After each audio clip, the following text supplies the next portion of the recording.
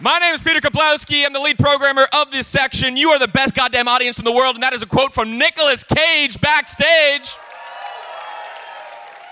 We certainly turned it up to 11 last night, and I want to prepare you for this film because initially you're going to feel like, oh, we've dialed things down a bit, but just you wait. This turns right back to 11 by the time the credits roll.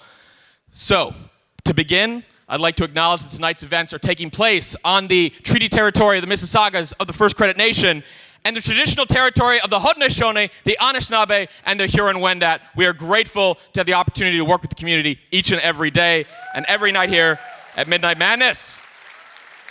Also, this film is eligible for the Gross People's Choice Midnight Madness Award.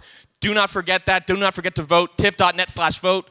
It's one of 10 films, and you have the chance to decide whether this film also repeats the festival, which is awesome for people who aren't able to see it tonight. I would also like to remind everyone to thank Spinach for making this night extra mad, and a big thank you to Protagonist Pictures for providing us this film, and the British Film Council for their generous support. And I also want to mention that there's been a filmmaker in this audience each and every night. His movie is playing tomorrow night. Keith Thomas, the director of The Vigil, has been watching Midnight Madness movies with you all night. Please check out his movie tomorrow night at midnight. But tonight, we really are in for something special. And this was a movie that when we watched it at the TIFF team, we had a whole group. We sat in there and we were really transfixed by the spell of a film. And there's a moment in the movie where the air just rushed out of the room. And at that moment, I wanted to hear the same air rush out of all of you guys. So get ready for Saint Maud. But first, let's meet its maker, Rose Glass!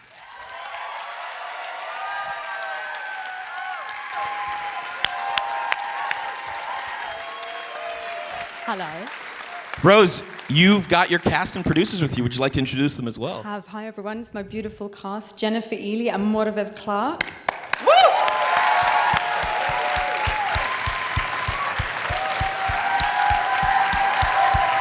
And producers, Oliver Castman and Andrea Cornwell. Woo!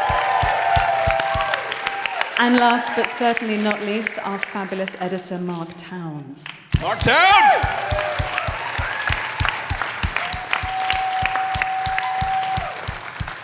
Thank you so much for having us. We're incredibly excited and slightly terrified. Really hope you enjoy the film. Thank you very much. Thank you, and we'll be back for a Q&A. Turn off your cell phones. You're not gonna waste anything. We're leaving in that direction. Make it midnight, everybody.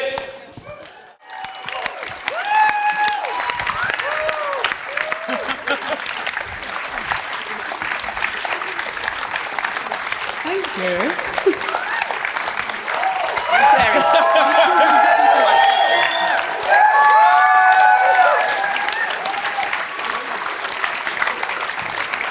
So while, I don't want to interrupt your applause, but let's collect some questions in there.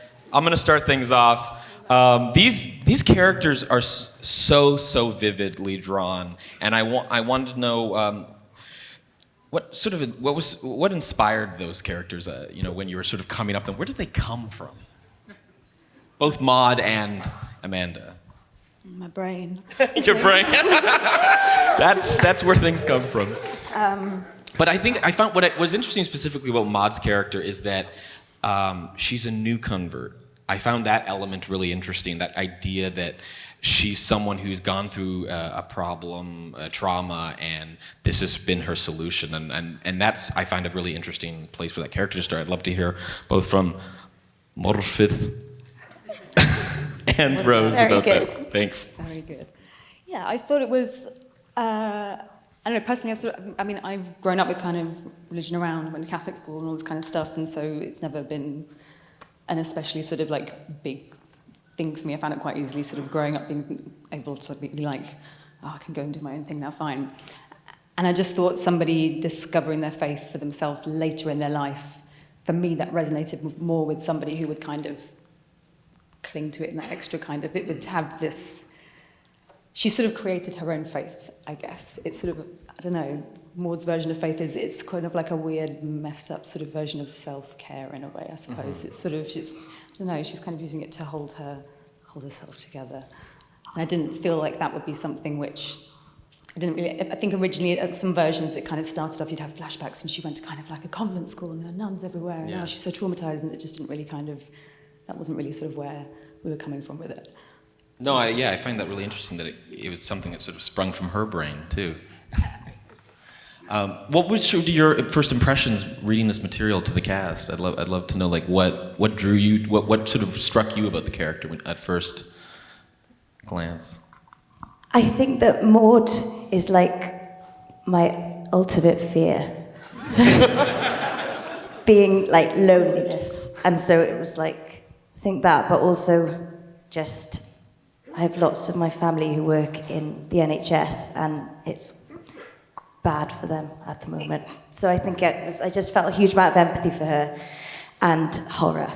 I mean, your whole body contorts in so much horror, and there's so many scenes where, Rose, you've just got the camera on her as something's turning in there, and just what was it like filming those close-ups, in particularly those close-ups? What was that like? Particularly the close-ups? Yeah, because they're really, really arresting. Yeah, they got right up in there, I guess. I didn't realise they were that close. I didn't tell her, we were kind of like, yeah, it's very wide. I mean, it was very fun to film. It may sort of seem, oh God, sorry.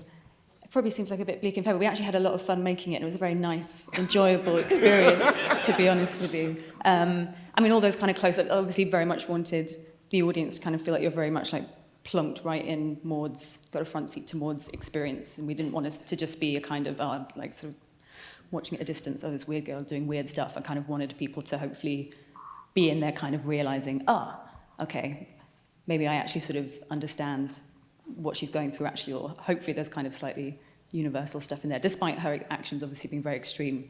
I like to think they're motivated by quite universal sort of things. And I guess we needed a certain level of intimacy visually and everything. There's a few sneaky VFX in the close-ups as well. They're quite those subtle. close-ups, is that the ones some of those close-ups. No. But I mean, there's a whole taxonomy of just really impressive. I mean, and those close-ups sort of, make me think of Passion of Joan of Arc and Dreyer and stuff like that. Was that an influence? Totally. I mean, that was a beautiful film, and so certainly kind of in some of the sort of visual language we use was totally provided some inspiration. Yes. Now, before I throw to the audience, Jennifer, I mean, I don't even know how to describe the scene. I think everyone is guessing what I'm talking about, but that where you transform. What was that? There were no visual effects at all. Actually, it is quite scary without the visual effects, I will say. we looked at that for months with nothing. We're all like, Jesus. Jaquetta, our makeup artist. It's such an interesting sequence because there's an underlying surrealism and ambiguity to how, the movie shifts between, Maud's perspective and, vision of the world. As an actress playing that sequence or that scene, how did you approach it, and with in that the emotions of that sequence? What was sort of your approach for that scene? I guess it just was like any other scene. Yeah. We just did it, I guess. And to be honest, I find it quite funny because obviously the conversation leading up to your sort of demonic reveal is kind of, we're sort of talking a lot and having quite sort of intimate scene. And then when it came to shoot that bit, in a way it was quite fun. When Jennifer turned to me, and was like, "So just demonic." And I was like, "Yeah, that would be great." Oh right, okay. Sometimes it's just that simple. Right there. Congratulations with the tension of the film. I had to keep my shirt held up to my mouth to try and fail at some girlish screams that came out. I really want to know, throw into the two actresses. This is a real kind of tour de force, two-woman show going on here. How did you get inside the tragic head of your character, and how did you get into the absolute basket case of your throughout the course of the film? I don't know, it was surprisingly easy, which worries me. I think it just, I don't know, I think the script was really good, and that made it quite easy, but I think... But I just thought about being lonely a lot. That was just the main thing that jumps out at me. She's so, and that's why I love the close-up shots of her, because nobody else is looking at her, only us. And yes, it was really just thinking about loneliness. So I felt a bit weird the whole time, but yeah. It was just really fun. It was just really fun. Right there. I want to ask about the Latin, and did you write in Latin in the script, or? Well, it's actually Welsh. Yeah. It's my voice taken down in Welsh. Yeah. And yeah, it's me. And one of the reasons that I really like that we did that is because I don't have lots of connection with religion really, but I went to Welsh language school and we would do prayers in Welsh. And I was like, if I was to have a connection to God, he would speak Welsh to me. So, yeah. I can see why you're so afraid. Yes, right there. That's going back to my question. Were you raised in a Christian household or a religious household? What, My mum and dad, where are they? That's sort of there's a hi. No, I mean, I went to a Catholic school, and there were nuns there a bit. But my dad's dad was a vicar. Mum's dad's a church warden. Went to church a bit. No, it wasn't an extreme religious upbringing at all. But like I said, sort of, you know, went to church on special occasions, went to mass at school, said prayers, so it was all kind of familiar and around. So I guess it's always been something I kind of was interested in, and I think probably as I got a bit older and started to kind of think about it a bit more, because I think when you're little and it's just a thing, oh, you say prayers at school, you just kind of go along with it, oh, this is fun. Seems a bit weird. And then, I don't know, as I got a bit older, it was always quite interesting going to church, usually just like Christmas or Easter or something, suddenly sort of taking a step back and actually listening to the words of what you're saying, and then I'd look and there'd be my granny and granddad, just very sensible, nice kind of English people kind of saying all this like really intense, like guilt-ridden words really, but in a very kind of nice sort of way. And I thought that kind of contrast between... No, it was interesting. No, absolutely terrific. Right there. The palette and color was really particular. Were you more inspired with Blake's work and his color choices and palette, or were you more inspired by the landscape? The questions about the color palette in the film and whether the influences and whether they were Blake's work. Yeah, so I think actually with sort of costume and makeup, we certainly sort of looked at we had a lot of like Blake images stuck up around the place. So yeah, that's cool if that came out. Jaquetta, our makeup artist, always used to say that you had very Blakean hair. So yeah. So there was definitely a bit of that. I mean, obviously it's a heavy theme in the film. Yeah. Back there. I really got the sense that, I mean, I know it was an iconic figure in her world. What do you think is the connection between celebrity culture and sainthood? Oh, the idea is about the connection between celebrity culture and sainthood.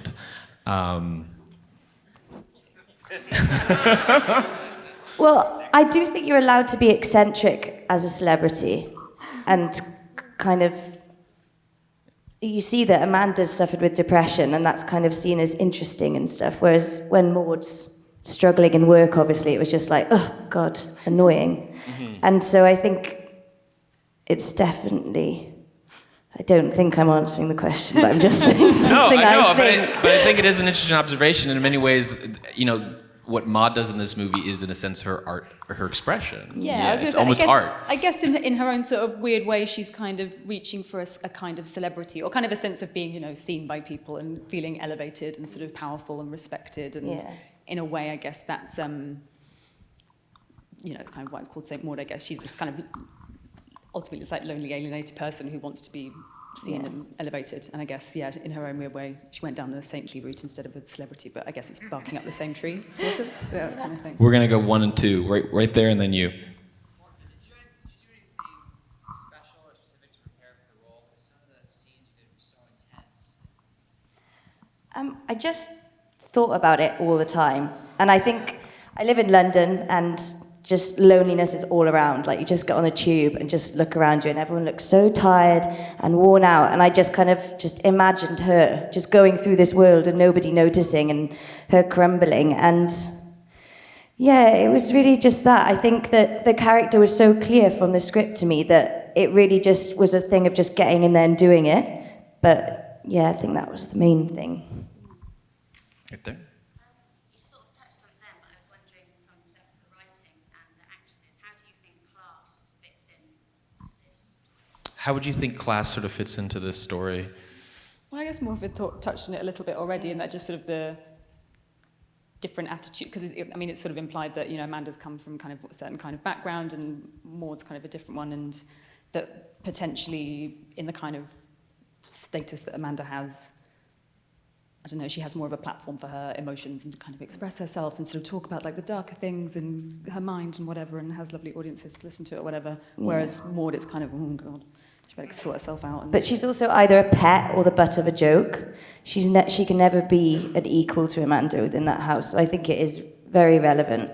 And I think also the fact that she was a nurse before, like, they're not paid enough for what they do, they're not respected enough. And I think that was probably a huge part of what led her down this road where this all happens.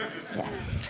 Two more questions. Oh, no. Well, I was just going to say that, I mean, the British, we are obsessed with class.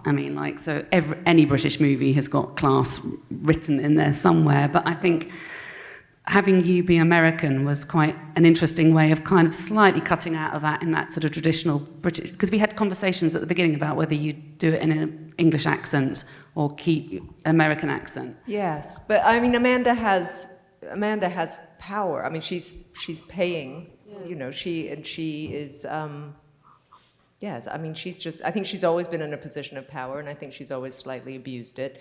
And but she can make her own choices and do what she wants, which I don't think Maud's ever been in that position. She has agency, yeah. Right at the back there, and then we're going to go over there. Yes. Yes, you, pointing to yourself. Could you talk a little bit about the location and how you picked that particular town to tell the story? Yeah, sure. It's so pretty much all the interiors we shot in a house in North London, but then the exteriors are all in Scarborough, which is in Yorkshire, in England. And Oliver and I kind of a good couple of years probably before we shot kind of did a recce kind of like driving all around every coast and. Yeah, we went looking for a seaside town that was every seaside town of the UK, and we did a sort of zigzag drive from oh my gosh, Blackpool over to Scarborough, back over to Lundud now. Yeah, we were almost in Wales. We went all over the place, but it was quite important to us that it wasn't a specific town, that this story could happen anywhere. And kept the resonance as broad as possible, certainly. I think we were going to shoot everything up near Scarborough at one point, and then we found a house that was 20 minutes from our house. We thought, it was just this makes sense. Too convenient. Yeah, can't beat that. It was a really good house. Did anyone stop? Like, how guerrilla did you shoot some of those scenes in public? Like on the beach, for instance. Fully licensed. Yeah. Perfect producer answer. Yeah, Thank you. No. Right over there. Just so we can all sleep tonight. Was the demon always there, or did it kind of sneak in whenever Maud was at a really low point when she was weak after the trauma? I think. That's up to you. Yeah, I think the ambiguity is one that should be preserved, and we don't want you to sleep tonight. I'm sorry. Right there. This isn't really a question, but Uh-oh. I just wanted to make them aware that we have our own killer nurse Wethofer. And I don't know if anyone else who knows about this nurse, who was called the Angel of Death. Who was taking care of elderly people at the end of life and murdered them. So that was in my mind. A nurse is kind of a dual thing of they can do good, but they're so close to you that... And now no one will sleep at all tonight. Thank you for that. Please give a round of applause to Rose and the cast of St. Maud. Thank you very, very much.